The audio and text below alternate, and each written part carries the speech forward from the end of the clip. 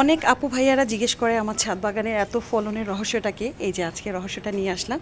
এটা মিক্সড একটা ফার্টিলাইজার আমার ছাদ বাগানের জন্য তৈরি করতেছি। বলেছিলাম গোবর সারকে কীভাবে 10 গুণ শক্তিশালী করা যায়। এই যে আমি যেভাবে আমার ছাদ বাগানের জন্য মিক্সড ফার্টিলাইজার তৈরি করি।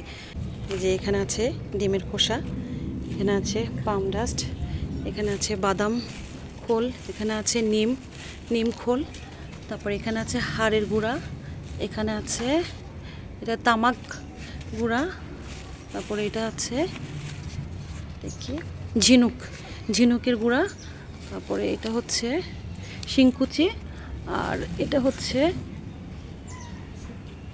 শুটকি গুঁড়া। হ্যাঁ, আর এটা হচ্ছে বার্মি কম্পোস্ট। এটা বার্মি কম্পোস্ট এটা আলাদাই রাখবো। আর এই গোবর সারের সাথে এই সবগুলো উপাদান একসাথে মিশিয়ে এটাকে রোদে শুকিয়ে, আর সাথে আর একটা জিনিস দেওয়া হবে, সেটা হচ্ছে সরিষার খোল। সেটা আমি ভিজিয়ে রেখেছি। তো এগুলো সব আমি একসাথে মিশিয়ে এখানে শুকাবো। বেশ কিছুদিন যাবত রোদে শুকাবো। রোদে শুকিয়ে এগুলোকে রেখে দিব। তারপর আমার প্রত্যেকটা গাছে, এটা আমি 1 বছর যাবত প্রত্যেকটা গাছের গোড়ায় ইউজ করি। এটা গাছের জন্য খুবই কার্যকরী একটি উপাদান, কারণ এখানে নেই এমন কোনো উপাদান। শুধু গোবর সার দিলেই তো গাছে আলহামদুলিল্লাহ সেভাবে ফলন পাওয়া যায়, কিন্তু এটার 10 গুণ শক্তিশালী হয়ে যায় শুধুমাত্র সমস্ত উপাদান একসাথে মেশানোর পরে।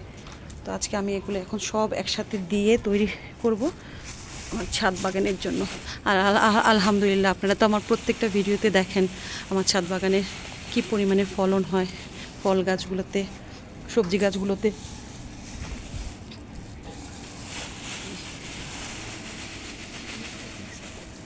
এগুলো সব একসাথে মিক্স আপ করবো।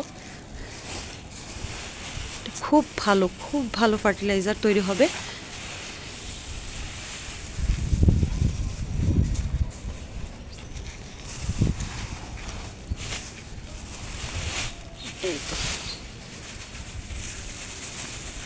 সারা বছর এই সারটা ইউজ করা যায়।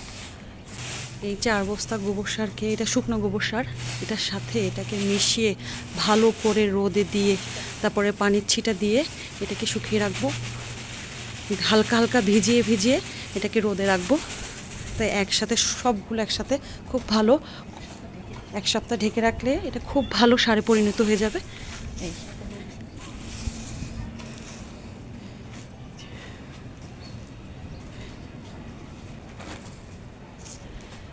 তো আজকের মতো এখানেই বিদায় নিচ্ছি। যদি আমার ভিডিওটা উপকারে এসে থাকে অবশ্যই লাইক, কমেন্ট, শেয়ার দিয়ে দিবেন এবং অন্যকে দেখার সুযোগ করে দিবেন, পাশাপাশি সাবস্ক্রাইব করে দিবেন। আল্লাহ হাফেজ।